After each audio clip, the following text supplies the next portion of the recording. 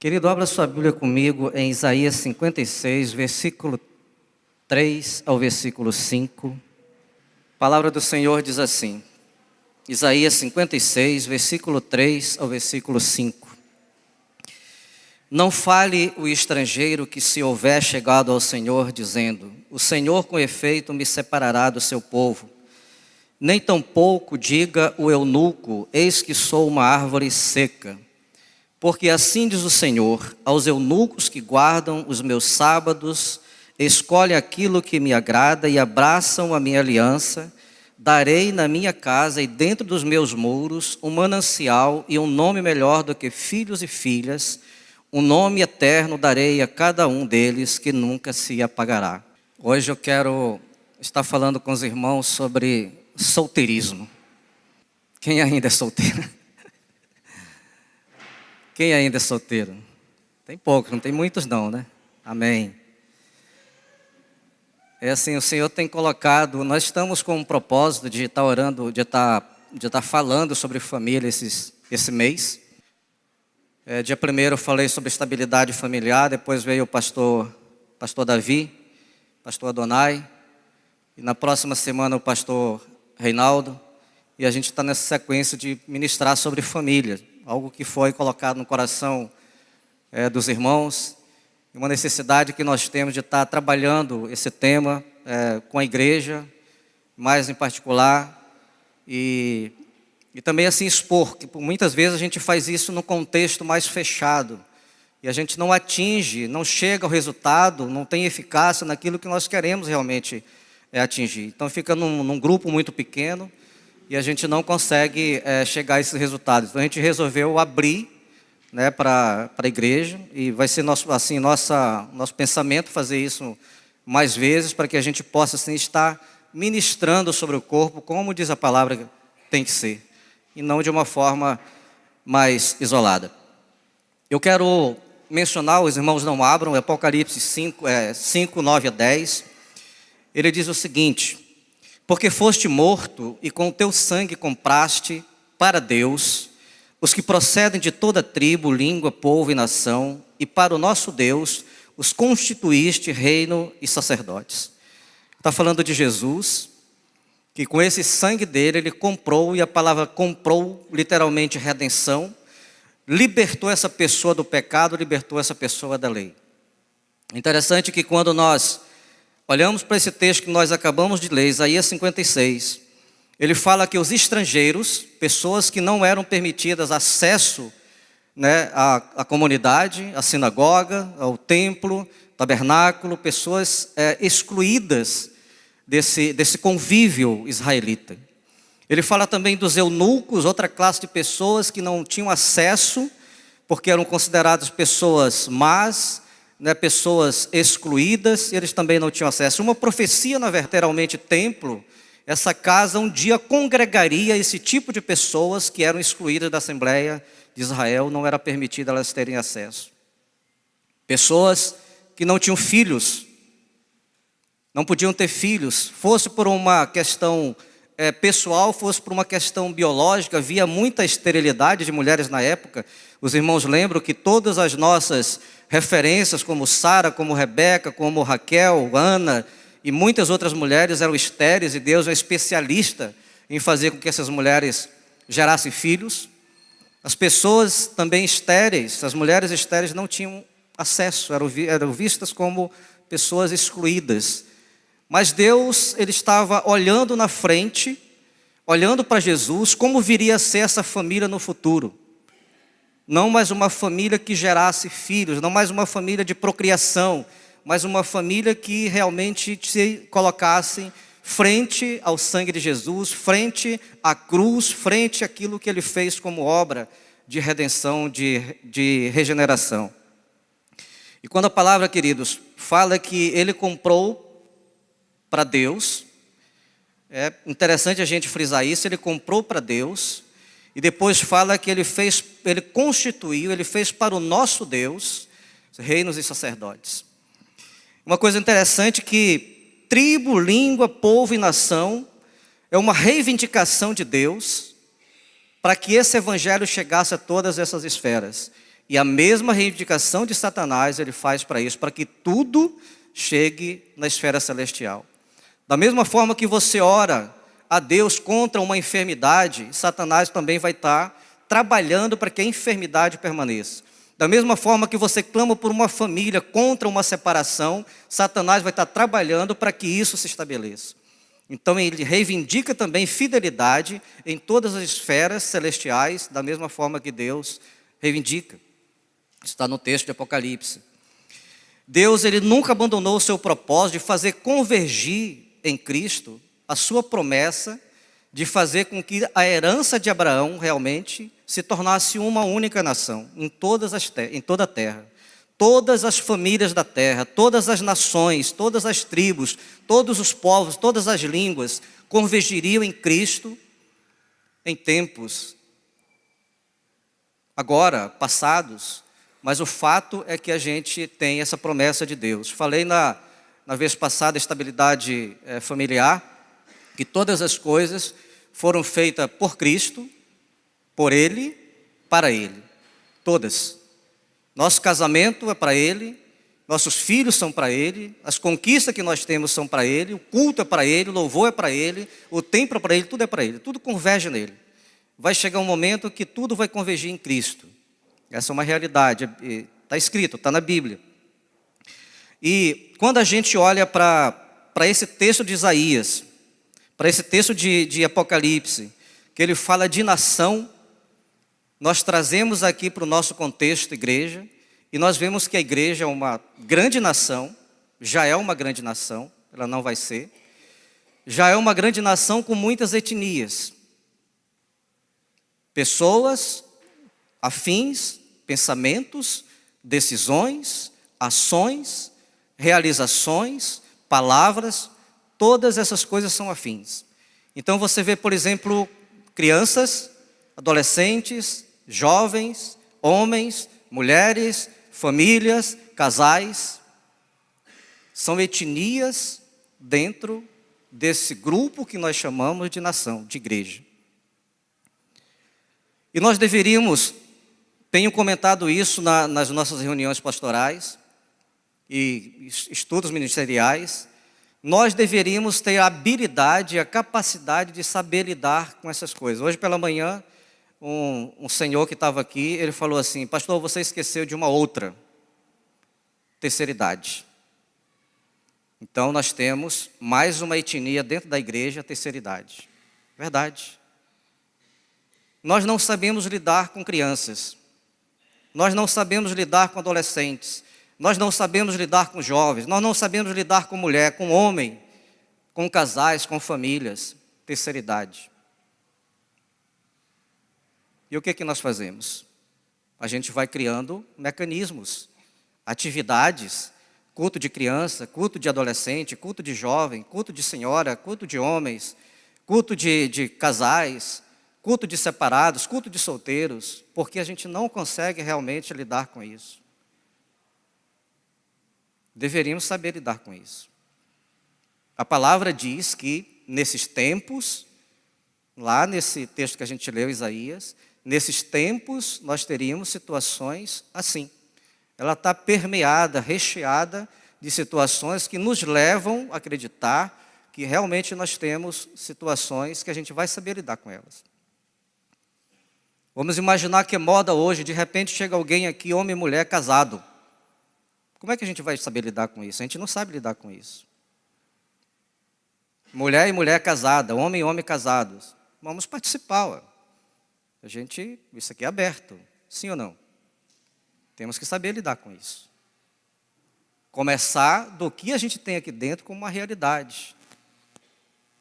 E Deus está nos alertando para isso, queridos. Uma verdade que nós temos que ter consciência de que nós precisamos realmente nos preparar para essas coisas. O que nós fazemos? Normalmente nós pegamos essa nação, fatiamos essa nação com uma pizza em grandes partes, pegamos essa laranja, fatiamos ela em gomos, pegamos essa rosa, dividimos todas as suas pétalas nesses fragmentos chamados criança, adolescente, jovem, família, casais, homens, mulheres. E assim nós tiramos do contexto da igreja aquilo que ela tem e que ela precisa aprender. Pode ser um sonho. Pode ser um sonho. Mas Deus já havia nos falado isso lá atrás, que o propósito dele não era mais essa família tradicional que nós temos, mas aquela que viria a partir de Cristo. E aí não tem eunuco, aí não tem mulher estéril, aí não tem estrangeiro, aí não tem pessoas com defeito que não participem da Assembleia do Senhor. Todos eles estão aptos a participar da Assembleia do Senhor. Quando a gente olha para um exemplo muito interessante, também falei isso na estabilidade familiar, mencionando o corpo, acho tremendo isso, vejo comentários assim, excepcionais sobre isso. O nosso corpo é um exemplo de unidade em todas as esferas. Quando nós temos aí bilhões de células, osso, pele, tendão, neurônios, muitos outros, bilhões deles. Quando eu olho para o Márcio, por exemplo, eu não vejo essas células separadas. Eu vejo uma pessoa, eu vejo um nome e eu vejo uma história. Márcio tem uma história. Cada um de nós tem uma história. Corpo, queridos, no contexto de unidade, disse isso lá atrás, ele realmente assim, você não vê o coração falando para o fígado o que ele tem que fazer. Você não vê o rim dizendo para o pâncreas o que ele tem que fazer. Todos têm a sua especificação, todos sabem o que deve fazer. É assim que o corpo funciona. E quando nós olhamos esse contexto todo, nós vamos olhar pessoas, vamos olhar gente, nome, história. E é interessante que, falando em história, a minha filha, Jane, ela é conselheira tutelar, trabalha no conselho tutelar. E tem vezes que ela chega no meio do dia, aí fala assim, mamãe está aí? Tá. E a mãe dela é discipuladora dela também.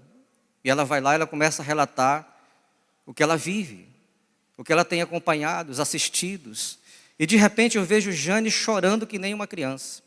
Às vezes você olha para ela, vê aquela cara fechada, aquela pessoa, mas é um coração grandioso. Chora que nem criança. Conta a história dos meninos. E fala assim, pai, mãe, por trás dessa criança existe uma história. Por trás desse adolescente que eles chamam de pivete, delinquente, existe uma história. Muitas vezes uma história muito bonita, mãe. Que a gente não sabe, que a gente não conhece. Ela assistia um menino, algum tempo atrás, que ele enfrentava os policiais, que ele brigava com o juiz, né, que ele tentava agredir as pessoas. Um dia ela sentou com ele e falou assim, olha, conta a tua história para mim. Tá, tia, eu vou contar a minha história. O que você lembra quando você era menino? Tia, eu lembro da minha mãe fazendo bolo de fubá para mim. Lembro do meu pai chegando em casa. Em algum momento nessa caminhada, queridos, se perdeu. Povos, nações e línguas, tribos. Se chegarem dessas pessoas aqui na igreja, nós não sabemos lidar com elas. Deveríamos saber. A promessa é para todos, não há distinção. A gente não sabe lidar com elas. Estava na casa da irmã Valdete um desses dias, e ela falando de uma criança que ela foi visitar o abrigo, está na Barrinha agora, e quando ela chegou lá, ela começou a olhar para as crianças, e eles costumam pegar as crianças, levar para casa, passar um final de semana, depois devolve para o abrigo. E ela andou por ali, depois ela sentou no canto e veio uma criança com uma menininha com uma mochila, se aproximou, sentou no colo dela e ficou. O pensamento dela assim, eu imagino que ela vai querer me levar para casa, que eu leve ela para casa, passe um final de semana com ela e devolva por abrigo. Mas a cuidadora fala assim, olha, essa criança, em algum momento da vida dela, alguma pessoa adulta falou para ela assim, ó filhinha, veste sua roupa, prepara sua mochila, que a gente vai para a escola. Pensou nisso? O que nós colocamos na cabeça dessa criança? E os especialistas, estudiosos, Nayara que faz isso, talvez a Laísa, 0 a 6 anos, 7 anos no máximo, trabalhamos isso no Maturidade, Vidas Transformadas, elas não têm mente consciente, elas não têm sentimento de certo e errado, noção de certo e errado. Se você colocar uma barata na comida de uma criança nessa idade e depois tirar, ela vai comer a comida do mesmo jeito. Não tem nojo. Do carro de lá para cá ela passa. Ela não tem noção de perigo. O que ela tem? Uma mente subconsciente. Você coloca emoções no coração, na mente dessa criança. Mais tarde, isso vai acontecer, vai surgir. Às vezes eu vejo na televisão histórias de abrigos que as mães, os pais, chegam com crianças todos arrumadinhos e falam assim, ô filho, você vai ficar aqui com a tia, depois, final do dia, pai te busca. Ela aceita. Ela acredita. Eu vejo assim que realmente isso é uma covardia, querido. Tem coisas assim que realmente eu passo por cima, mas isso eu acho que é uma covardia. Deixar uma criança no abrigo, prometer para buscar, e no final do dia você não volta, e ela fica esperando 1, 2, 3, uma semana, 1 ano, 2 anos, 3 anos. Talvez com uma mochila nas costas. Emoções que são colocadas em nós. Casas. Famílias. Nós olhamos e a palavra diz que chegará um tempo em que tudo que nós fazemos vai ficar. O culto não vai precisar mais de culto, não vai precisar mais de louvor, não precisa mais de célula, não precisa mais de discipulado. Quando o Senhor Jesus voltar, nada disso tem necessidade. Então nós estamos gerando filhos temporários, essas crianças que estão no abrigo, filhos temporários, estamos gerando famílias temporárias, estamos gerando casamentos temporários. E a palavra diz que isso tudo tem que ser para a eternidade. Não é para agora. Tudo é para Ele. Tudo é para Ele. Tudo que nós fazemos é para Ele. Isso é muito tremendo. Nós precisamos atentar para essas coisas enquanto é tempo. Essas crianças que nós temos na igreja, daqui a pouco elas serão adolescentes. Logo elas serão adolescentes. Começa uma vida. Abra comigo sua Bíblia em Lucas, capítulo 2. Deixe marcado aí em Isaías.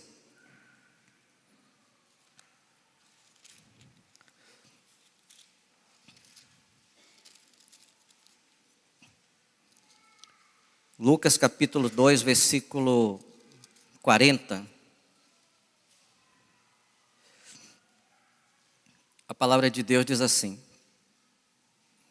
crescia o menino, falando de Jesus, crescia o menino e se fortalecia, enchendo-se de sabedoria, e a graça de Deus estava sobre ele.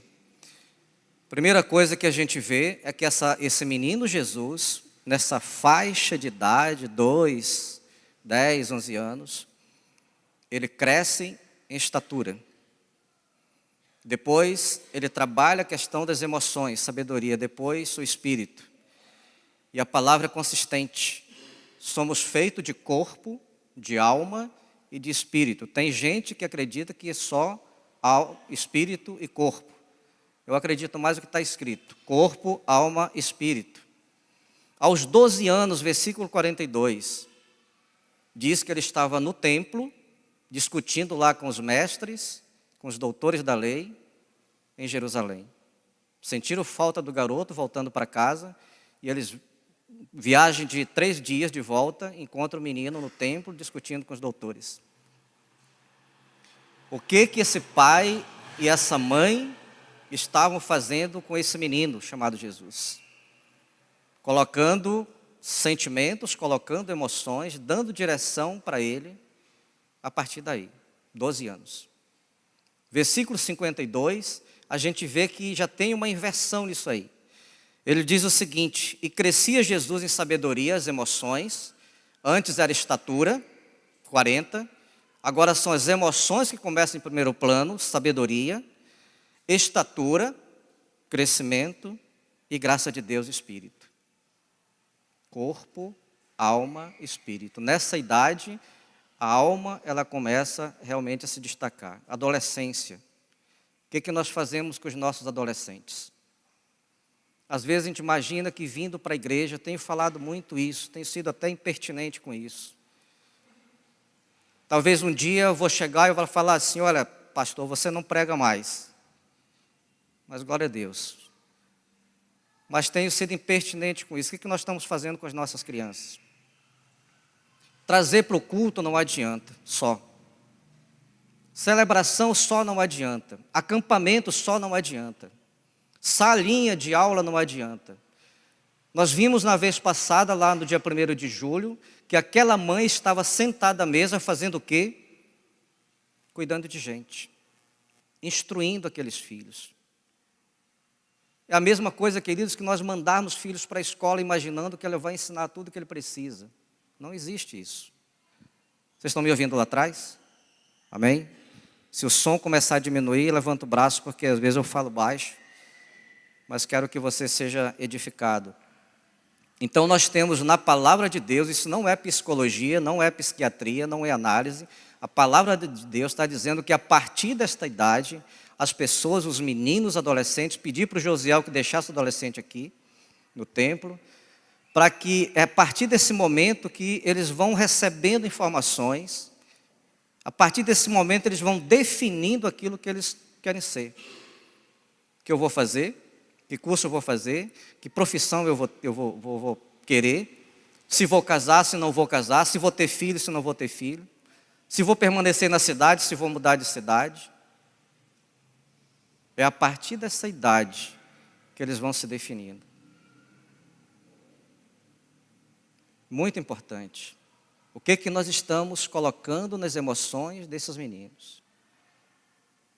Importante mais ainda, queridos, é que dos sentidos que nós temos e dos sentidos que esses adolescentes têm, os que trabalham para isso, para dar informação para a mente deles, é visão e audição. O que eles veem, o que eles ouvem, é isso que vai estar direcionando a vida desses meninos.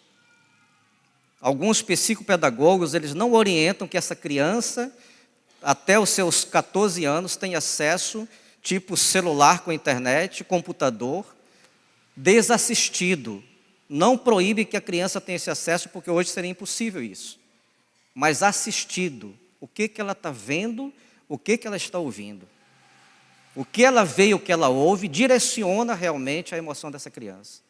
É o que ela vai ser daqui a pouco, o que ela vai fazer daqui a pouco. Isso não é psicologia. A Bíblia está dizendo isso. Nós precisamos atentar para que nós não tenhamos famílias temporárias. A palavra de Deus diz que as famílias, a partir dali, são eternas. Nós vamos ver alguma coisa nisso. Uma outra coisa interessante, queridos, é que, abra sua Bíblia comigo também lá em 1 Coríntios 6.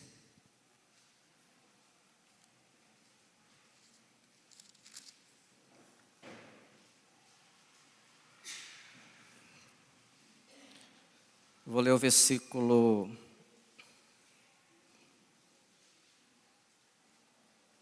15, só o 15 para a gente ganhar tempo. Ele diz assim, 14, 15.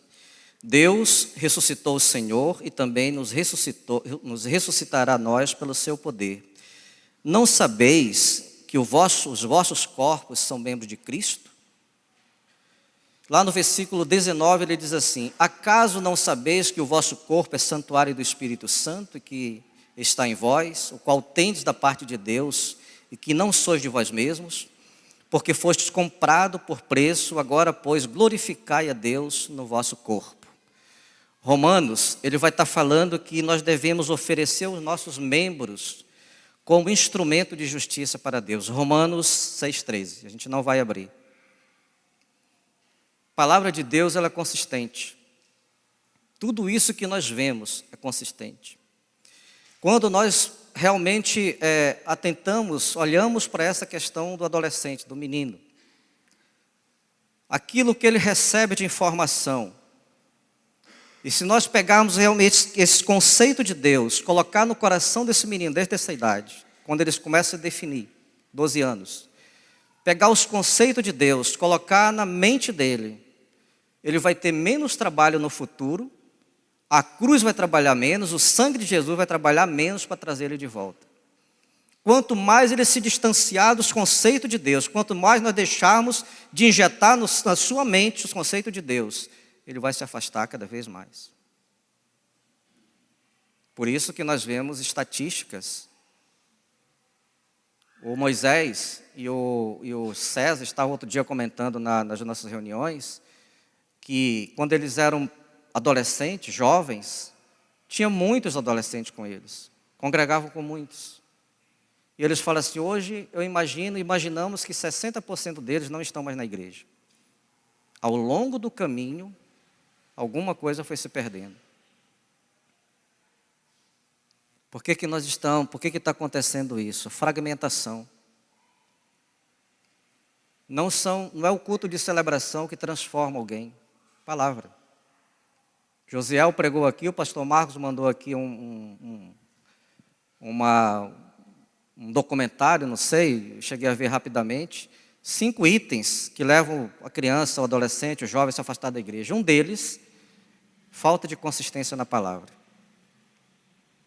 Parece que ele pegou 5 itens para permanecer na igreja. Interessante. 5 para afastar, 5 para permanecer.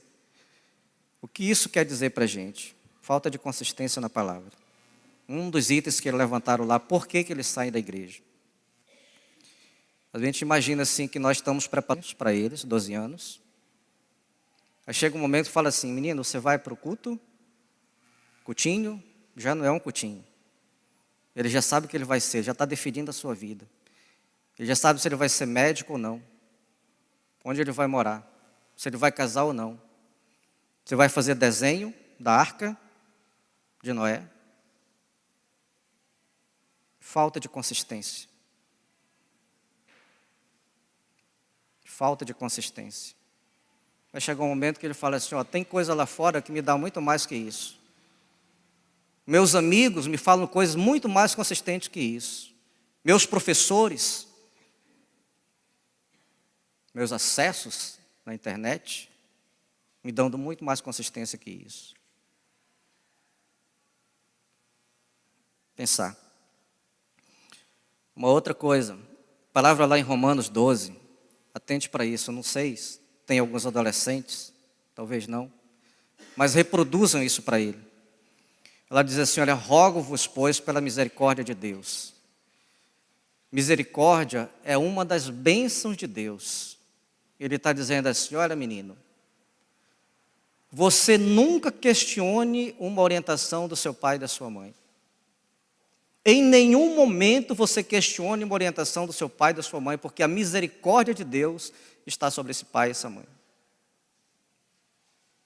Salvo quando essa orientação for alguma coisa contrária àquilo que Deus fala.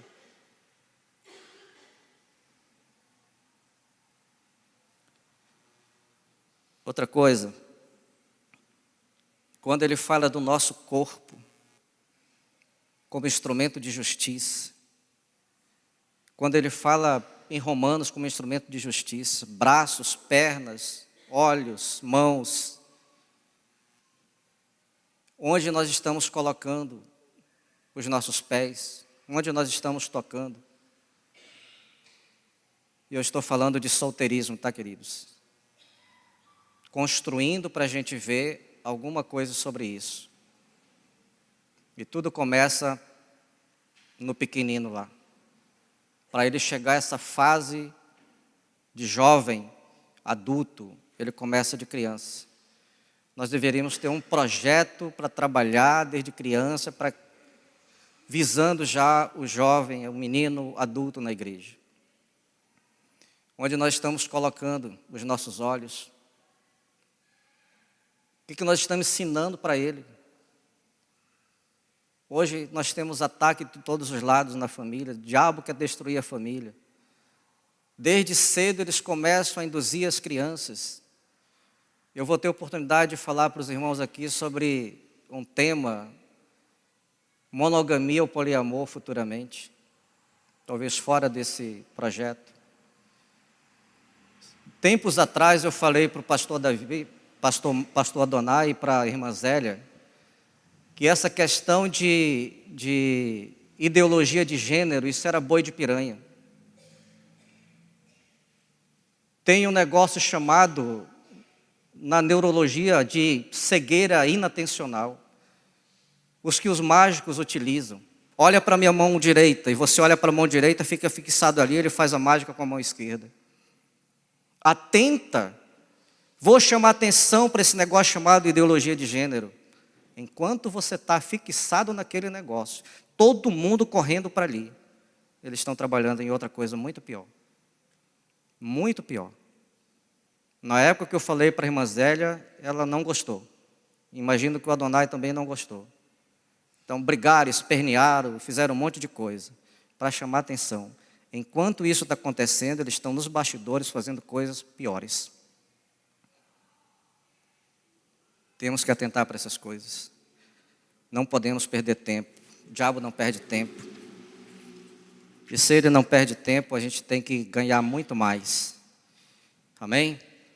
Voltando ao texto de Isaías 56, versículo 4, 3 e 4, ou 3, 4 e 5. A palavra diz assim, 4 e 5. Porque assim diz o Senhor, aos eunucos que guardam os meus sábados, escolhe aquilo que me agrada e abraçam a minha aliança. Darei na minha casa e dentro dos meus muros um memorial e um nome melhor do que filhos e filhas. Um nome eterno darei a cada um deles e nunca se apagará.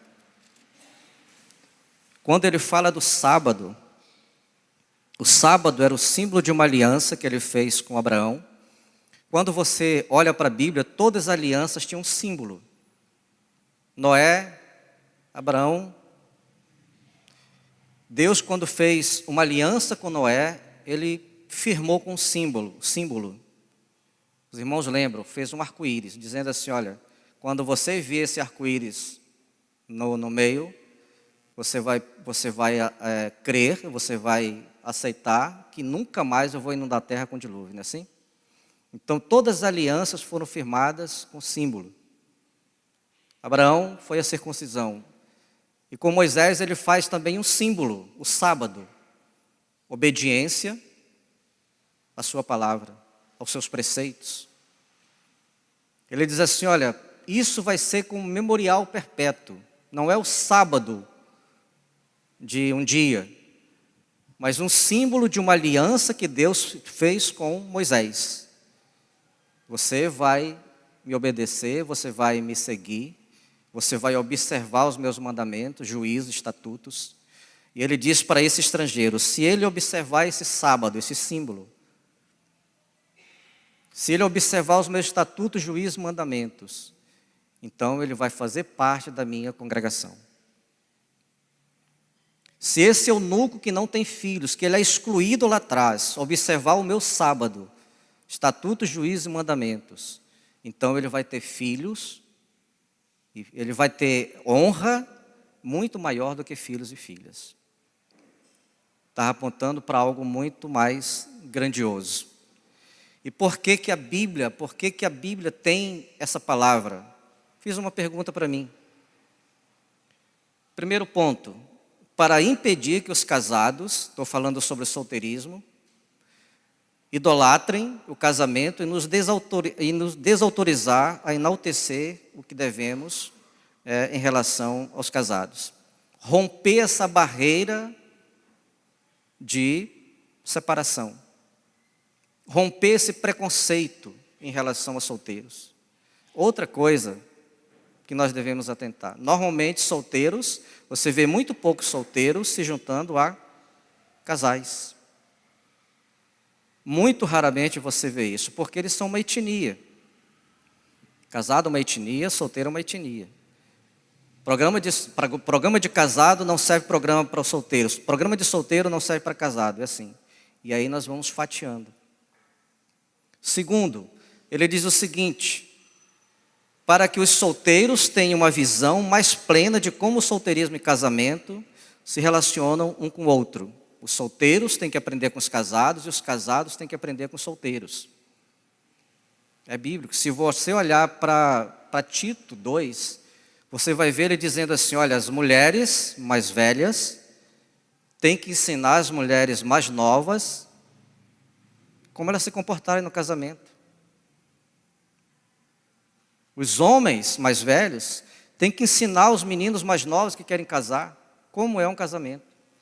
Muitos meninos desses que casam não sabem o que é um casamento. Eles vão aprender quando estão lá. Trancos e barrancos.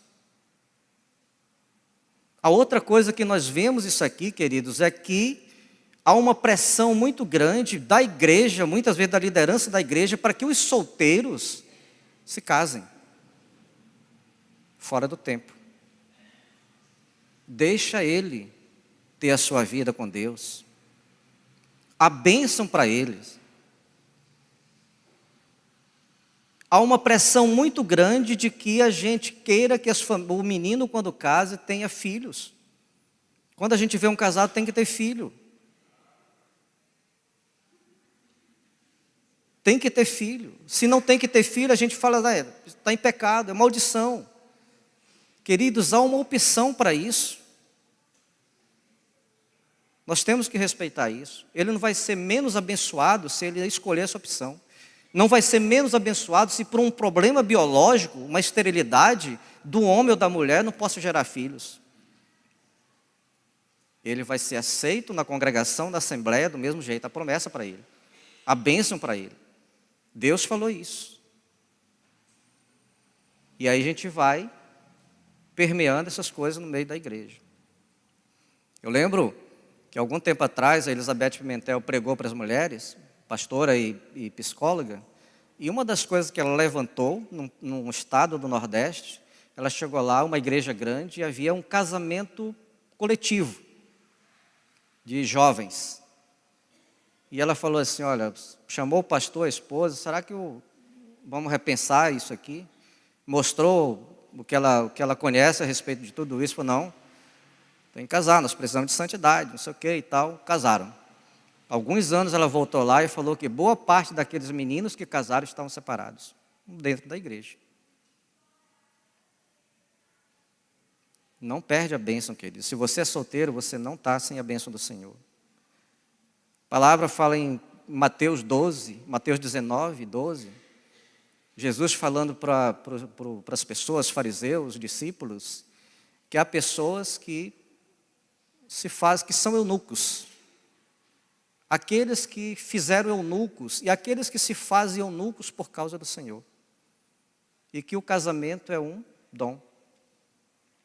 Quem puder admitir, que admita. De repente eu não nasci. E a pessoa não vai ser obrigada a isso. Se ela entender esse propósito, é um dom, ela não vai ser obrigada, ela não vai sentir pressionada por essas coisas. Vai ser abençoada do mesmo jeito. Pastor, como é que eu resolvo a minha sexualidade solteiro? A mesma do casado. Corpo não é seu. Está escrito aqui. 1 Coríntios 6. Corpo não é seu, é do Senhor. Os membros não são seus, é do Senhor. Vale para o solteiro e vale para o casado. Simples assim, a palavra é simples. O que eu vou fazer com o meu corpo? Nada, é dele. Ele que vai fazer. Fácil resolver. E a minha santidade? Desde quando o casamento é sinônimo de santidade? Sim ou não? Palavra. Aleluia. Terceiro, para que casados e solteiros se sintam motivados a fazer parte de uma família mais importante que a família tradicional. A igreja que vai subir. A igreja eterna. Quando nós casamos, falei isso da vez passada, quando nós casamos, os nossos filhos são para a eternidade. Se você casou e você optou por ter filhos biológicos, você tem que gerar esses filhos para a eternidade, não pode ser filho temporário. Seu casamento tem que ser um casamento para a eternidade, não pode ser um casamento temporário. Se você se mantiver no casamento temporário, você vai ficar aqui. Se você não gerar filhos para a eternidade, você vai ficar aqui. Eles vão ficar aqui. Trazer para a igreja só não basta. Cultinho só não basta. Gera ele para a eternidade. E aí você vai ter filho biológico, satisfazendo aquilo que tem que ser, e você vai ter filhos para a eternidade. Mas pastor, então, esse negócio de ter filhos é errado? Não. Toda aliança de Deus, queridos, feita com Adão, crescer, multiplicar e povoar a terra, falou para Adão e Eva. Falou para Adão o seguinte: você precisa de uma auxiliadora idônea, eu vou fazer uma para você. Falou para Abraão: você será grande e você vai ter multidões, como a estrela do céu e a areia do mar, de filhos. Falou para Isaac a mesma coisa: permaneça em gerar, e eu vou multiplicar a tua descendência, assim como eu prometi para o teu pai Abraão. Mas a questão é que isso, até Cristo, a partir de Cristo, os filhos, as famílias, elas não são mais procriação, definidas por conta de procriação, mas por conta da regeneração, aquilo que você está gerando para a eternidade, filhos para a eternidade. Por isso, irmãos, que é bênção para o solteiro. Agora, casado não pode se vangloriar: me casei, tive filhos, mas eu tenho que gerar para a eternidade. O solteiro também não pode se vangloriar: estou solteiro, tudo bem, graças a Deus, mas você tem que gerar filhos para a eternidade. Filhos para a eternidade. Filhos espirituais. Seu trabalho é muito importante. Às vezes o solteiro imagina assim que ele não tem essa responsabilidade de fazer nada. Vou esperar, o adolescente vou esperar ser jovem, depois o solteiro eu vou esperar me casar para começar a trabalhar no Senhor. Se realmente quando você chegar diante do tribunal de Cristo, quando Ele voltar, você vai prestar conta disso para Ele. Eu não tinha responsabilidade. Ele não está perguntando se você era jovem ou se você era adolescente. Você tem responsabilidade de fazer com que o reino avance. A comissão é para você também. Ele não faz diferença se você é casado ou não. Está dizendo que você tem que cumprir isso aí. Ok? Que verdades resplandecem com maior brilho para o solteirismo? A verdade é que a família de Deus cresce não mediante propagação de uma procriação, mas por meio da regeneração da fé em Cristo. E você pode ser pai de multidões. Toda vez que você vê na palavra, 1, 2, 3 vezes, Deus falando a mesma coisa, fique atento, porque Ele quer te dar uma orientação a respeito disso. Se você voltar um pouquinho para trás, 54, Ele vai dizer assim: olha, canta alegremente, ó estéril, que não deste a luz, exulta com alegre canto e exclama, tu que não tiveste dores de parto, porque mais são os filhos da mulher solitária do que os filhos da casada, diz o Senhor. Ele vai repetir isso algumas vezes em outros lugares, para que você entenda que essa família que Ele está clamando agora, reclamando agora, orientando agora, não é mais essa família biológica, mas essa família que o Senhor conquistou. A verdade é que os relacionamentos em Cristo são mais permanentes e preciosos que relacionamentos nas famílias, exceto se estiverem no Senhor. A verdade de que o casamento é temporário e que ao final dará lugar ao relacionamento pelo qual sempre apontou, que é Cristo e a igreja. Falei isso na vez passada também. E depois, a verdade é que a fidelidade a Cristo define o valor da vida. Todas as coisas, a fidelidade a Cristo define o valor da vida. Todas as coisas que nós fizermos, ela vai estar pautada, vai depender disso aqui. Primeiro isso, depois as outras coisas. Você não pode inverter o processo. Amém? Qual o fundamento para que solteiros e casados sem filhos por opção ou infertilidade sintam-se alegres, felizes? Isaías 53, versículo 10, ele tem um texto lá que fala assim, olha, verá a tua posteridade. Qual é essa posteridade? Filhos espirituais, filhos conquistados pela cruz, filhos conquistados pelo seu sangue. Ele verá e se alegrará nisso aí. É tempo. Isso não quer dizer que você não tenha filhos, mas gere seus filhos biológicos e juntamente com isso, gere eles para a eternidade. A partir de pequeno, menino. Vai construindo esse conceito a partir de menino, até quando ele for adulto, ele não vai se perder, você vai estar sempre junto com ele. Estou acabando. Vocês podem, tem alguns textos aí, João 3,3, vocês veem essa verdade. Gálatas 3,7 e 26, 1 Pedro 1,3,4. A gente não tem tempo para abrir esses textos.